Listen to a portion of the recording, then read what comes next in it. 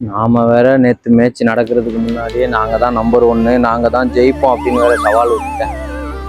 இவங்க என்னன்னா இவ்வளவு மோசமா விளையாண்டு வச்சிருக்காங்க. நேத்து எப்படியோ அவன் கண்ணில் மாட்டாம தப்பிச்சாச்சு. ஆனா இன்னைக்கு வருவானே, பார்க்கலாம்.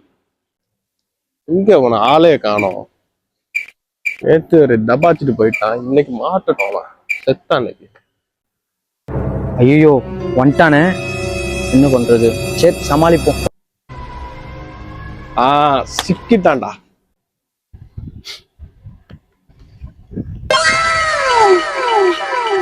மாப்பிள பாட்டி குடிக்க போவோம். டீ அப்புறம் குடிச்சுக்கலாம். நேத்து எங்க மேட்ச் பாத்தியா? சூப்பர்ரா மாப்பிள, எக்ஸலன்ட்ரா. பேட்டிங் எப்படி இருந்துச்சு? இல்ல பேட்டிங்லாம் இல்ல மாப்பிள, தரமா இருந்துச்சுடா. அதுவும் இல்ல மாப்பிள. பின்ன என்னதான்டா?